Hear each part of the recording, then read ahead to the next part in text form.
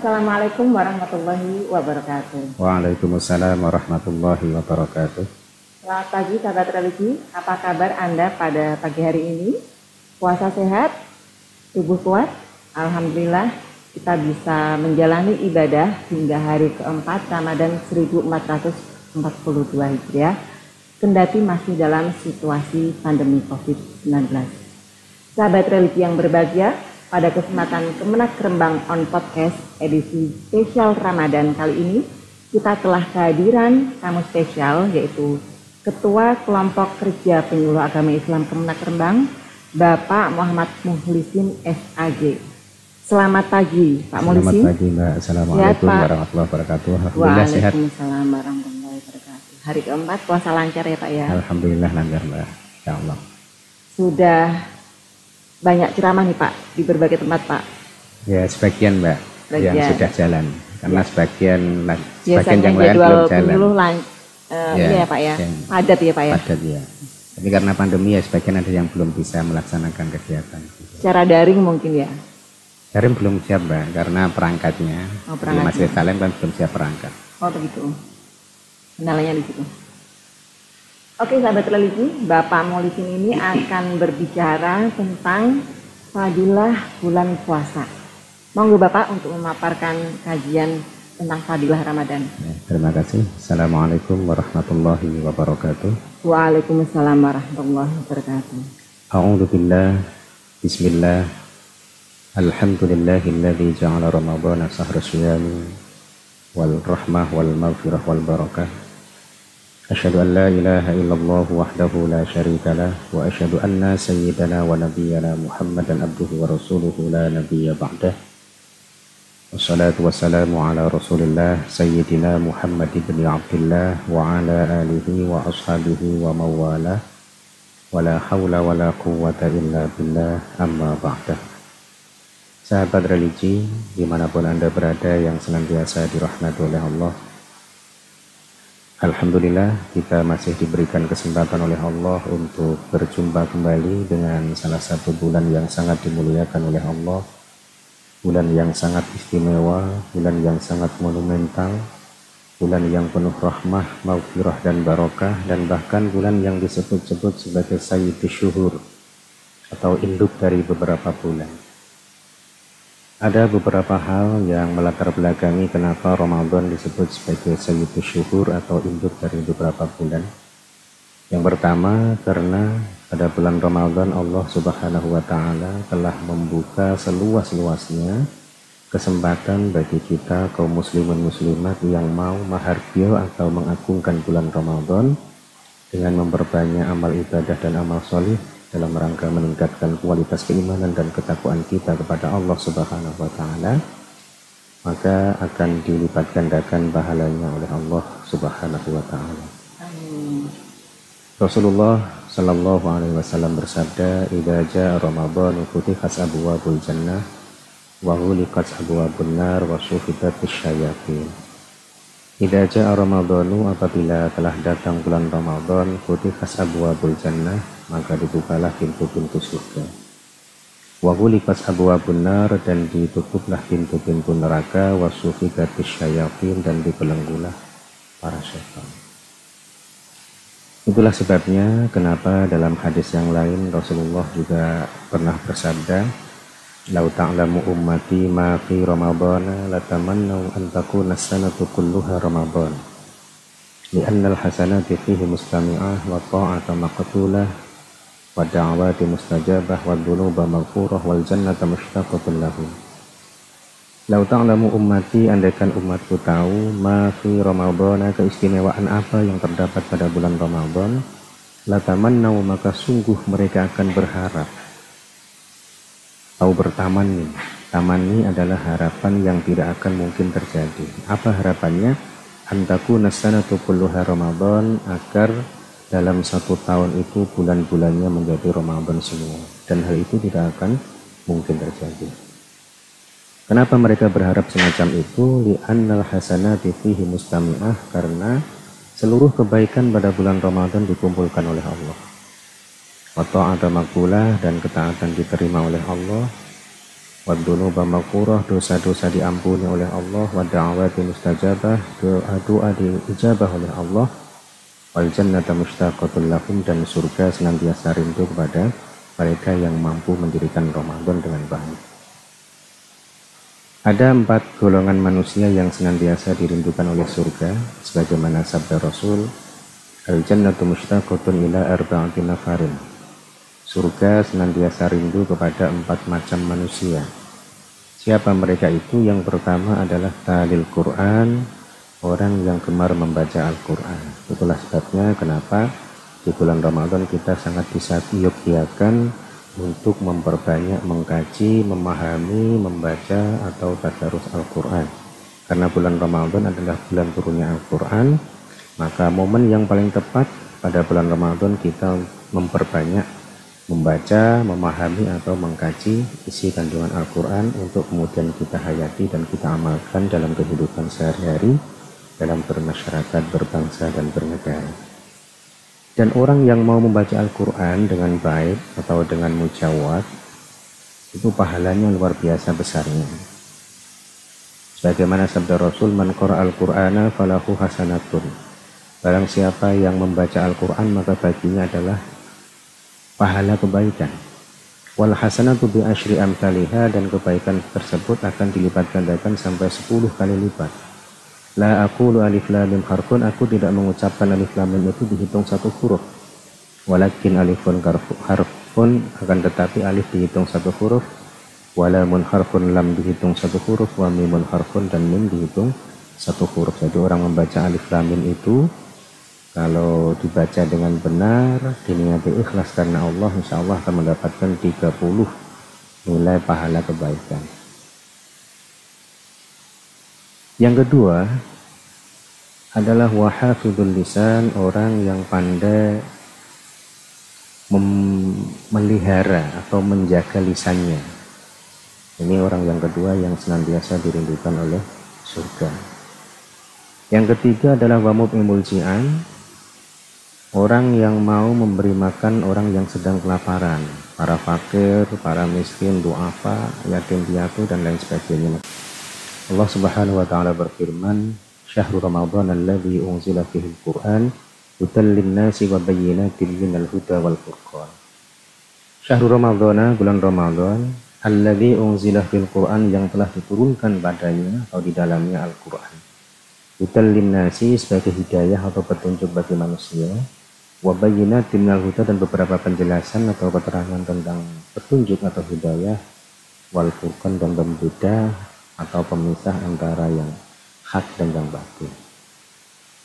Kemudian yang ketiga, kenapa Ramadan disebut sebagai Sayyidus Syuhur? Alasannya adalah karena pada bulan Ramadan Allah Subhanahu wa taala telah mewajibkan kita, umat Islam yang sudah memenuhi syarat wajibnya, untuk menunaikan ibadah puasa wajib Ramadan. Hal ini sebagaimana firman Allah dalam surah Al-Baqarah ayat 183, A'udzu billahi minasyaitonir rajim, ya ayyuhalladzina amanu kutiba 'alaikumus syiyamu kama kutiba 'alal ladzina min qablikum la'allakum tattaqun.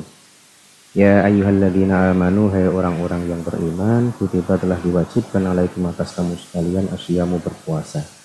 Kama kutiba, sebagaimana telah diwajibkan, 'alal ladzina min qablikum, atas umat-umat sebelum kamu sekalian, la'allakum tattaqun, agar kamu sekalian bertakwa. Jadi tujuan disyariatkan ibadah puasa tidak lain adalah untuk meningkatkan kualitas keimanan dan ketakwaan kita kepada Allah Subhanahu wa ta'ala. Kemudian yang keempat atau yang terakhir, kenapa bulan Ramadan disebut sebagai Sayyidus Syuhur? Karena pada bulan Ramadan ada satu malam yang sangat luar biasa, satu malam yang sangat monumental, satu malam yang nilainya lebih baik daripada 1000 bulan, yaitu yang disebut dengan malam Lailatul Qadar.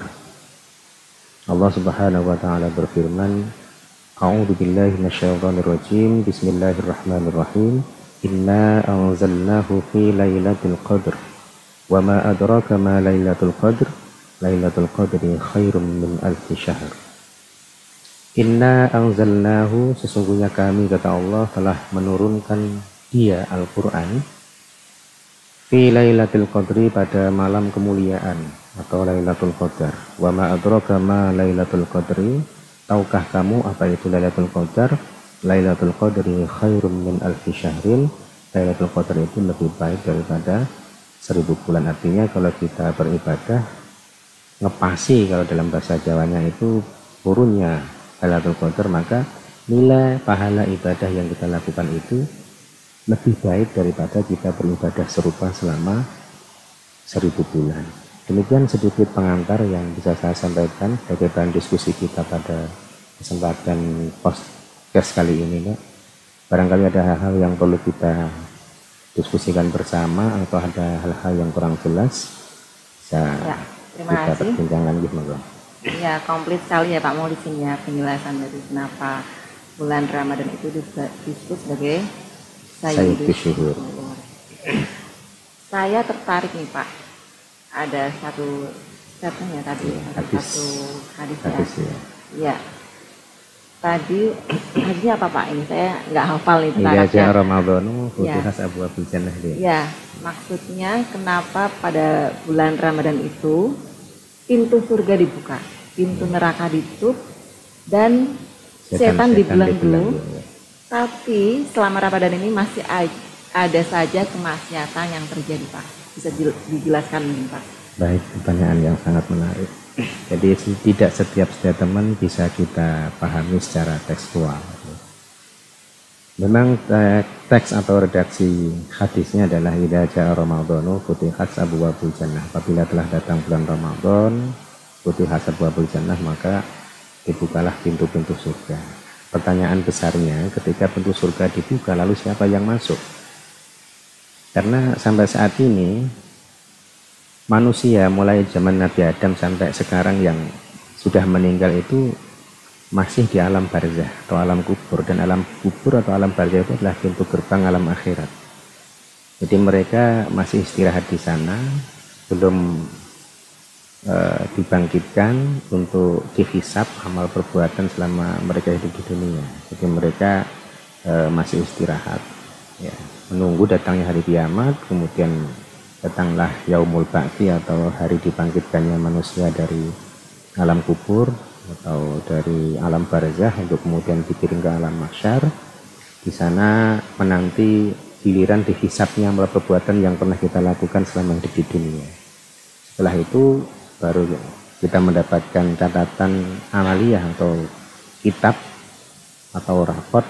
Jika dari tangan kanan kita termasuk ashabul yamin, artinya bobot timbangan amal ibadah dan amal soleh kita lebih berat daripada kemaksiatan kita. Kemudian kita melewati sirat, jembatan yang mengantarkan antara mahsyar ke surga atau yang menjerumuskan ke neraka. Jadi orang-orang yang ahli maksiat ketika hidup di dunia, termasuk orang-orang kafir, itu ketika mati tidak membawa iman, maka dia akan mendapatkan catatan amaliyahnya dari tangan kiri, disebut sebagai ashabus shimal atau kelompok kiri. Jika kita melewati sirat, mereka akan terjatuh dan terlempar ke neraka. Jadi sampai sekarang belum ada satupun manusia biasa yang bisa masuk ke surga. Yang bisa masuk ke surga saat ini hanya para nabi dan rasul atau hamba-hamba Allah yang dikehendaki oleh Allah untuk masuk surga lebih dulu tanpa hisab. Lalu ketika Ramadan dibuka pintu surga, lalu gunanya untuk apa kan begitu nih? Ya. Kalau dibuka sementara nggak ada yang masuk karena memang belum waktunya kan begitu. Ini adalah merupakan bahasa kinayah. Untuk mengetahui apa yang dimaksud dengan dibukanya pintu surga, maka kita harus tahu lebih dulu apa itu makna dan fungsi pintu. Pintu adalah jalan yang bisa memasukkan kita ke suatu tempat. Jadi kalau pintu rumah berarti jalan atau sesuatu yang bisa memasukkan kita ke rumah. Demikian juga yang dimaksud dengan pintu surga itu jalan yang bisa memasukkan kita ke surga. Itu tidak lain adalah amal ibadah dan amal soleh yang dilandasi dengan keimanan atau akidah yang lurus, akidah yang bersih. Karena apa?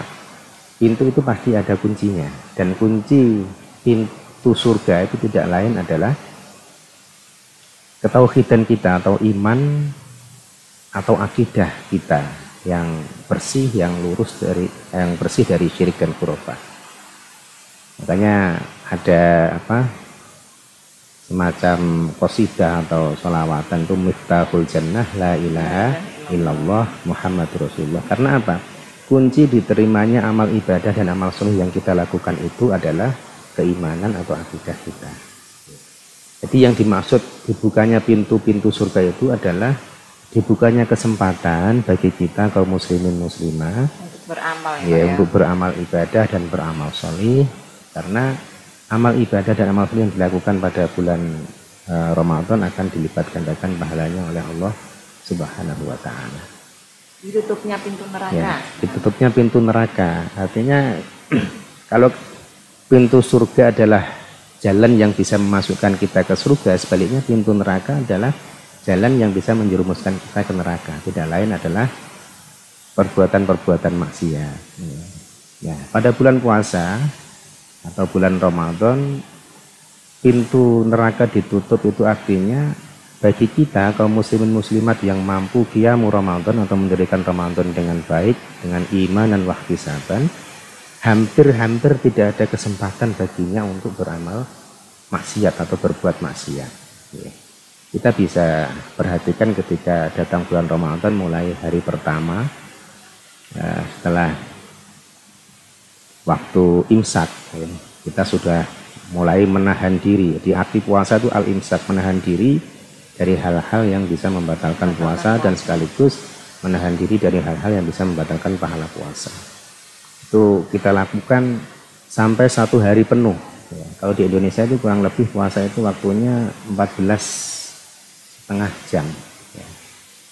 Lebih lama lagi ketika di daerah sekitar kutub itu sampai ada yang berpuasa lama, malamnya lebih pendek, lebih pendek daripada siangnya. Sehingga alhamdulillah kita kaum muslim muslimat di daerah Khatulistiwa ini sedang antara siang dan malam itu hanya selisih 1-2 jam. Jadi kita berpuasa itu kurang lebih sekitar 14,5 jam. Selama 14,5 jam itu kita melakukan ibadah. Ya, jadi ibadah yang paling lama kita lakukan itu ibadah puasa. Jadi mulai imsak sampai terbenamnya matahari kita dalam rangka masih menjalankan ibadah. Jadi mulai dari terbit fajar, mulai dari imsak kita sudah menahan diri dari hal-hal yang membatalkan puasa, sekaligus menahan diri dari hal-hal maksiat yang bisa membatalkan pahala puasa. Itu kita lakukan sampai datang waktu maghrib. Ketika maghrib tiba, kita langsung berbuka. Berbuka itu pun ibadah. Setelah itu kita sholat maghrib, tadarus, kemudian tarawih dan lain sebagainya, sampai itikaf, sampai itikaf, macam-macam kegiatan qiyamul lail itu. Setelah itu kita pulang capek, tidur. Ya.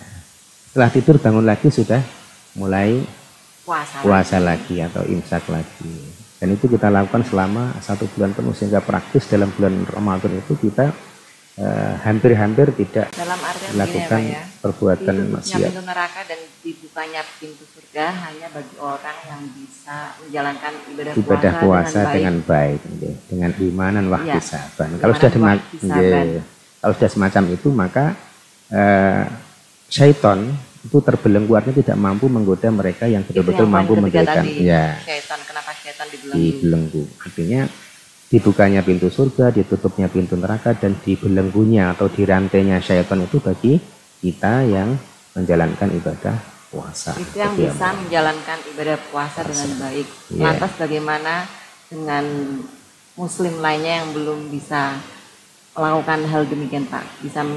Belum bisa menjalankan ibadah puasa dengan baik. Oh iya, terima kasih, pertanyaan sangat menarik. Sebaliknya, kalau kita tidak berpuasa tanpa adanya udzur syar'i, artinya kita maksiat. Jadi maksiat kita itu sehari penuh kali 1 bulan. 30 hari, kurang lebihnya. Iya. Jadi 14,5 jam kali 30 hari kita maksiat pada Allah karena meninggalkan kewajiban menunaikan ibadah puasa Ramadan. Jadi setiap aktivitas kita, setiap hentakan nafas kita, detak jantung kita dihitung dosa semua. Itu bagi semua. Berlipat-lipat enggak, Pak? Allah tidak melipat gandakan dosa, tapi Allah melipat gandakan pahala. Artinya dosa itu nggak dilipat gandakan karena Maha Rahman Rahimnya Allah, tapi bobotnya dosa itu yang beda-beda. Oh begitu. Ya. Jadi orang yang tidak berpuasa tanpa adanya undur syar'i itu sehari penuh dia maksiat, mulai dari imsak sampai datang waktu maghrib. Dia maksiat karena meninggalkan kewajiban ibadah Ramadan itu kali 1 bulan. Sehingga bagi mereka yang tidak mampu mendirikan Ramadan, tidak mau berpuasa, itu dosanya luar biasa. Apalagi ketika tidak berpuasa kemudian dia maksiat yang lain. Iya, itu dosanya double, dosa meninggalkan puasa dan dosa ketika dia melakukan perbuatan maksiat yang lain. Di bulan puasa lagi ya. Ya. Tadi disebutkan bagi orang yang bisa menjalankan puasa dengan baik, bernilai ibadah dan pahalanya dilipat gandakan ya Pak ya. Iya. Ada orang yang begini, saya malas baca Quran, saya malas iktikaf, saya malas bekerja, terutama buat generasi milenial ya Pak ya. Kaum muda-muda itu yang belum bekerja gitu. Daripada saya main game terus, saya tidur kan katanya ibadah. Akibatnya dia tidur terus seharian Pak. Nah itu bagaimana Pak? Apakah itu bisa dibilang ibadah atau bagaimana Pak? Ya, terima kasih. Penjelasannya. Ya, pertanyaan yang sangat menarik. Memang ada hadisnya, naumus shaim ibadah wa sumtuhu tasbih wa amaluhu mudha'af wa du'ahu mustajab. Naumus shaim, tidurnya orang yang berpuasa itu ibadah. Kemudian wa sumtuhu tasbih, diamnya orang yang berpuasa itu dihitung membaca tasbih. Wa amaluhu mudha'af, dan amal perbuatannya dilipat gandakan pahalanya oleh Allah. Wa du'ahu mustajab, dan doanya diijabah oleh Allah.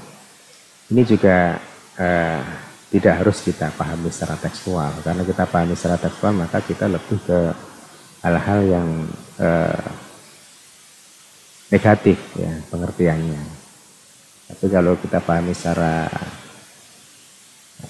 positif, tentunya akan memberikan inspirasi pada kita untuk meningkatkan kualitas amal ibadah kita di bulan Ramadan. Jadi pengertian dari naumus shaim ibadah, tidurnya orang yang berpuasa itu dihitung ibadah, itu bukan tidurnya yang dianggap ibadah. Tapi pengertiannya, sekalipun dia tidur, ya, tapi dia masih dalam rangka menjalankan ibadah puasa, sehingga yang dihitung ibadah itu bukan tidurnya tapi ibadahnya, puasanya. Jadi orang yang berpuasa itu kan ibadah selama 1 hari penuh, mulai imsak sampai terbenam matahari. Jadi apapun yang dilakukan itu ibadah semua, minimal ibadah puasanya itu.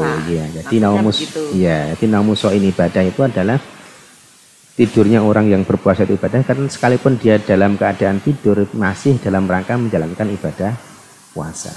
Nah, kemudian kalau kita analogikan, baru tidurnya saja sudah dihitung ibadah karena masih dalam rangka menjalankan ibadah puasa. Apalagi kalau dipergunakan untuk hal-hal yang positif. Ya, kalau nonton TV sambil puasa gimana? Puasa tapi nonton TV terus gimana itu Pak?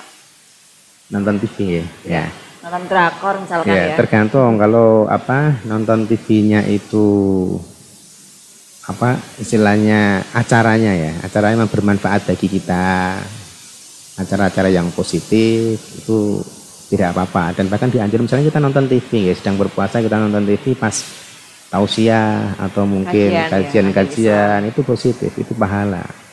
Ketika pada acara-acara yang lain misalnya berita dan lain sebagainya itu mubah.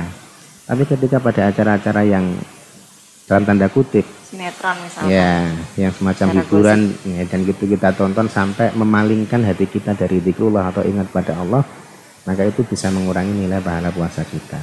Mengurangi nilai pahala puasa kita. Ya.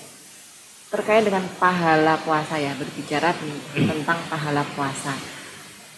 Saya pernah mengaji dari seorang kiai, ada hal-hal yang membatalkan pahala puasa. Bukan puasanya Pak ya, tapi pahala puasa. Bisa dipaparkan Pak, apa saja sih yang membatalkan pahala puasa ini supaya sahabat religi sekalian bisa tahu gitu ya. Iya. Monggo. Terima kasih, pertanyaan yang sangat menarik. Jadi ada 2 hal yang membatalkan sehubungan dengan puasa. Yang pertama adalah hal-hal yang bisa membatalkan puasa. Ini masalah fikih atau legalitas formal.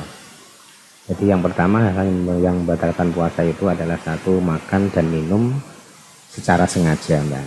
Tapi kalau makan dan minum yang dilakukan tidak sengaja karena lupa, itu rezeki dari Allah ya. Ada sebuah hadis mengatakan man nasiya wa huwa shaimun fa akala aw syariba falyutimma saumahu fa innama at'amahu Allah taala wa saqahu. Man nasiya, barang siapa yang lupa, wa huwa shaimun, padahal dia dalam keadaan berpuasa, fa akala, kemudian dia makan, aw syariba atau minum, falyutimma saumahu, maka hendaklah dia menyempurnakan puasanya, artinya tidak batal. Fa innama at'amahullahu ta'ala wa saqahu, karena sesungguhnya Allah telah memberinya makan padanya dan telah memberinya minum. Artinya itu rezeki bagi orang yang sedang berpuasa kemudian lupa makan dan minum. Ya. Kemudian yang kedua yang membatalkan puasa, ini saya sampaikan sekalian Mbak ya, agar bisa membedakan mana hal yang bisa membatalkan puasa dan mana hal yang bisa membatalkan pahala puasa. Yang kedua adalah muntah dengan sengaja. Kalau muntah itu dilakukan tidak sengaja, tidak sampai membatalkan puasa, tapi kalau dilakukan dengan sengaja, itu bisa membatalkan puasa.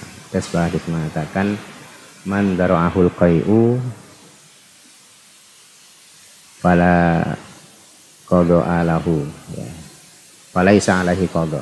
Barang siapa yang terpaksa harus muntah, falaisa alaihi qada', maka dia tidak wajib mengqada'. Artinya puasanya masih bisa disempurnakan.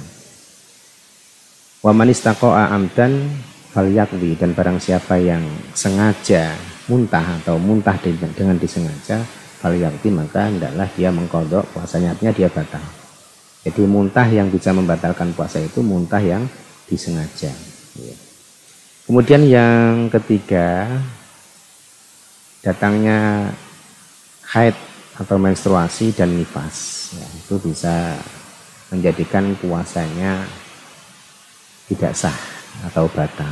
Tapi yang tepat bukan batal tapi tidak sah, karena suci dari haid atau nifas bagi orang yang berpuasa itu masuk dalam syarat puasa.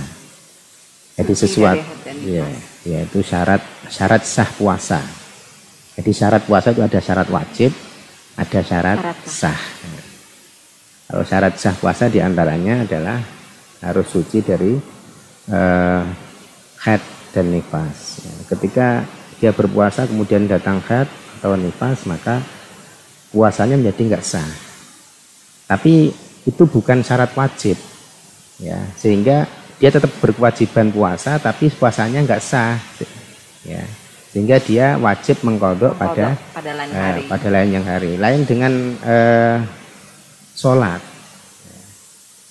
Suci dari haid dan nifas itu bukan masuk dalam syarat sah, tapi masuk dalam syarat wajib sholat. Karena sholat itu kewajiban yang tidak bisa ditinggalkan dalam kondisi apapun. Kalaupun kita sakit berat tidak bisa apa-apa, selagi masih punya kesadaran tetap berkewajiban untuk sholat sekalipun dengan bahasa isyarat. Maka bagi wanita yang datang haid, ya, atau nifas, dia nggak berkewajiban sholat sehingga tidak wajib mengqadha. Tapi kalau puasa, karena itu masuk dalam syarat sah, ya, bukan syarat wajib, tapi syarat sah puasa, maka dia tetap berkewajiban. Ini tadi yang tapi apa ya? Ya, tapi yang tidak. Adalah kenapa wanita yang sedang haid dan nifas berkewajiban mengqadha puasa, sementara sholat tidak. Apakah puasa ini lebih utama daripada sholat? Bukan begitu, ya. Bukan begitu pengertian. Justru sholat lebih utama daripada puasa. Artinya puasa. Sholat itu nggak bisa ditinggalkan dalam kondisi apapun. Kecuali ada unsur syar'i, misalnya lupa, gila, dan lain sebagainya. Tapi kalau hanya sekedar hal-hal yang bukan termasuk unsur syar'i, tidak sampai kita diperbolehkan untuk meninggalkan sholat. Kalau puasa, nggak kuat puasa saja, misalnya kalau sakit, itu pun bisa, boleh kita berbuka atau meninggalkan puasa dengan konsekuensi mengqadha. Justru karena lebih istimewanya sholat itu, sehingga Allah tidak ngutangke begitu, nggak ngutangke sholat, ya.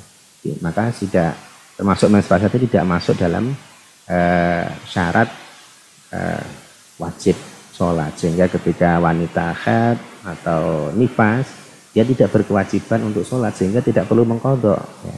Lain dengan puasa ya. Kalau puasa itu suci dari haid atau menstruasi dan nifas itu masuk dalam kategori syarat sahnya puasa. Syarat itu adalah sesuatu yang menjadikan sahnya suatu perbuatan yang dilaksanakan atau dipenuhi sebelum melakukan perbuatan itu. Ketika enggak terpenuhi maka ibadahnya itu enggak sah. Lain dengan batal. Batal itu kalau tidak terpenuhi rukunnya. Ya, jadi rukun adalah sesuatu yang harus dipenuhi, sesuatu yang menjadikan sahnya suatu perbuatan yang dilakukan pada waktu mengerjakan perbuatan itu rukun. Jadi rukunnya puasa itu hanya dua Mbak, yaitu niat dan menghindari hal-hal yang membatalkan. Itu hanya jadi kalau ya kalau orang makan minum kemudian muntah dengan sengaja, nah itu batal puasanya. Tapi kalau orang menstruasi, wanita menstruasi itu tidak sah, itu apanya? Tidak sah puasanya dan dia wajib mengqadha pada kesempatan yang lain.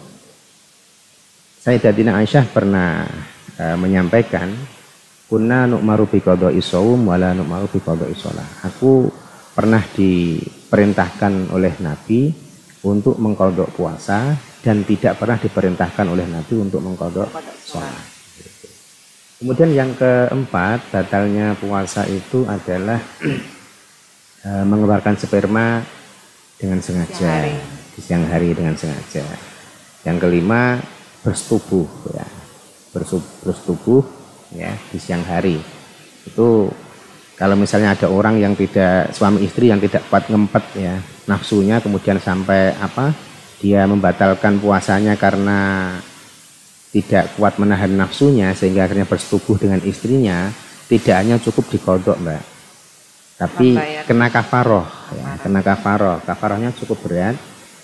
Yang pertama adalah memperdekakan budak, dan praktis sekarang nggak bisa kita lakukan itu karena sudah nggak ada budak lagi. Maka alternatif kedua yang ditempuh yaitu puasa 2 bulan berturut-turut, syahroini mutatabi'aini, dan tidak boleh terputus 1 hari pun. Kalau terputus 1 hari harus mengulang lagi sampai genap 2 bulan. Kalau itu pun nggak mampu ditempuh, solusi terakhir adalah dengan memberi makan fakir miskin sebanyak 60 orang. Kalau 60 orang itu kan yang di satu orang berapa? Satu orang 3/4 liter ya, 3/4 liter. Karena kan 2 bulan itu kan 60 hari. Iya. Jadi seharinya 3/4 berarti kali 60 fakir miskin itu. Kemudian selanjutnya yang membatalkan puasa adalah gila. Orang yang gila maka puasanya tidak sah. Ya, kemudian hal-hal yang bisa membatalkan pahala puasa ya. Pada prinsipnya hal-hal yang bisa membatalkan pahala puasa itu adalah perbuatan-perbuatan yang dicacat oleh agama atau perbuatan-perbuatan makruh itu bisa mengurangi nilai pahala puasa. Terlebih perbuatan-perbuatan maksiat itu bisa menghilangkan atau membatalkan pahala puasa. Jadi misalnya ada orang sedang berpuasa mencuri, itu puasanya sah, tapi pahalanya batal. Bahkan dia dihukumi dosa besar karena sedang beribadah kok sampai melakukan perbuatan maksiat. Ya, karenanya penting sekali saya sampaikan terakhir Mbak ya, karena kita dibatasi oleh waktu, tentang derajat puasa. Ini terkait dengan hal-hal yang bisa membatalkan pahala puasa. Sebagian ulama membagi derajat puasa itu ada 3 tingkatan. Yang pertama adalah saumul awam atau puasanya orang-orang pada umumnya. Apa itu? Kaful batni wal farji an qadha'i syahwah, yaitu puasa yang hanya mampu mencegah perut dan faraj atau kemaluan dari mendatangi atau memenuhi syahwat. Kemudian yang tingkatan yang kedua adalah saumul khawas atau puasanya orang-orang yang khusus ya, yaitu puasanya orang-orang yang solih. Apa itu? Kaful jawarihi anil asam, puasa yang di samping mampu mencegah diri dari hal-hal yang bisa membatalkan puasa, juga mampu menjaga diri dari seluruh anggota badannya untuk berbuat dosa ya. Kaful jawarikan yang ada makna mencegah seluruh anggota badannya dari perbuatan-perbuatan dosa. Wala yatimu dzalika illa bimudawamati khamsati asya, dan tidak akan sempurna ibadahnya puasanya orang yang khusus ini melainkan dengan melanggengkan 5 perkara. Yang pertama adalah ghadul basari an kulli ma yadumu syar'an. Harus mampu memelihara matanya dari hal-hal yang dicela oleh agama. Jadi misalnya orang sedang berpuasa, tadi yang Mbak sampaikan ya, nonton TV, yang TV itu misalnya menunya itu berbau ya, atau berbau seksual misalnya ya, membangkitkan syahwat ya, itu bisa mengurangi atau bahkan bisa membatalkan pahala puasa kita. Yang kedua adalah wakaful udhuni an istimai kulli makruhin, harus mampu mencegah telinga atau pendengarannya dari hal-hal yang dihukumi makruh atau dibenci oleh agama. Misalnya dengan sedang berpuasa kemudian agar tidak terasa lapar mendengarkan lagu-lagu, yang lagu-lagu itu bisa memalingkan hati kita dari ingat pada Allah. Tapi lagu-lagu itu, lagu religi, lagu Islam itu sangat dianjurkan untuk mendekatkan diri kepada hati kita kepada Allah. Kemudian yang ketiga adalah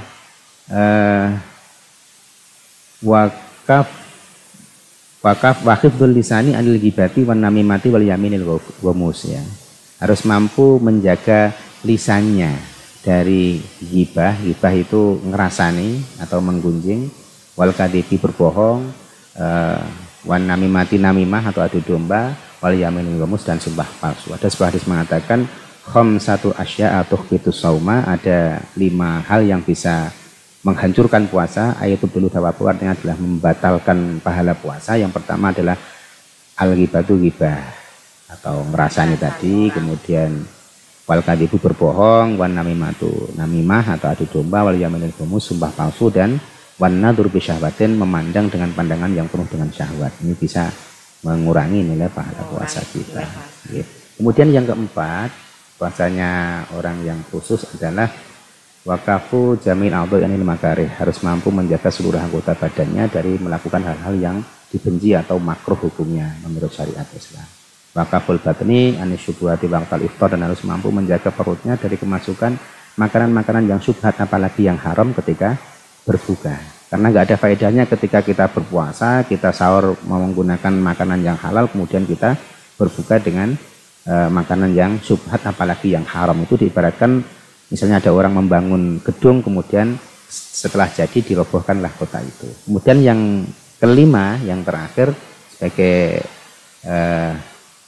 kesempurnaan puasa orang-orang khusus adalah Allah yastaghfiru minal halali waqtal iftar, agar tidak memperbanyak makan sekalipun halal ketika berbuka. Ya, artinya tidak berlebih-lebihan, yaitu nggak boleh. Ya. Kalau kita mau mencontoh sunnah Nabi, ketika berbuka hanya 3 butir kurma, kemudian minum yang manis, kemudian setelah itu salat maghrib, setelah itu baru melanjutkan. Jadi nggak boleh kita berlebih-lebihan ketika berbuka. Biasanya kan kita begitu, Pak. Setelah 1 hari penuh kita lapar, kita dalam hati ada semacam dendam begitu. Nanti kalau sudah datang waktu maghrib, kita sikat semuanya. Akhirnya perutnya lapar, perutnya sakit dan nggak bisa qiyamul lail. Ya. Makanya ada sebuah hadis mengatakan ma min wi'ain abghadu ilallahi min batnin min innal halal. Tidak ada tempat yang paling dibenci oleh Allah daripada perut yang penuh dengan makanan, sekalipun makanan itu adalah makanan yang halal. Kemudian yang terakhir, Mbak, yang derajat yang ketiga yang paling tinggi adalah shaumul qalbi anil himamid daniyati wal ibarid dunyawiyati, yaitu puasanya orang yang lebih khusus dari yang khusus, yaitu puasa yang di samping mampu menahan diri dari hal-hal yang bisa membatalkan puasa, juga mampu menahan diri dari seluruh anggota badannya dari perbuatan-perbuatan makruh dan perbuatan-perbuatan dosa. Di samping itu hati dan pikirannya juga ikut berpuasa, jadi menghilangkan keinginan-keinginan lain ya, seperti ambisi harta benda, pangkat, jabatan, dan lain sebagainya. Wakafu masyaallah fi kulliyah, dan mencegah dari selain Allah secara totalitas. Itu adalah puasanya para nabi dan rasul atau as-siddiqin ya, rutbatul anbiya. Ya, kayaknya belum mampu, Mbak. Ya, karena itu puasa yang paling tinggi derajatnya. Mungkin itu. Ya, terima kasih Pak Mulisin atas penjelasannya, detail sekali, Pak. Ya, semoga bermanfaat bagi sahabat religi sekalian. Sahabat religi, demikian program Kemenak Rembang on Podcast edisi spesial Ramadan. Semoga membawa manfaat bagi sahabat religius sekalian. Sampai jumpa di edisi podcast selanjutnya. Assalamualaikum warahmatullahi wabarakatuh. Waalaikumsalam warahmatullahi wabarakatuh.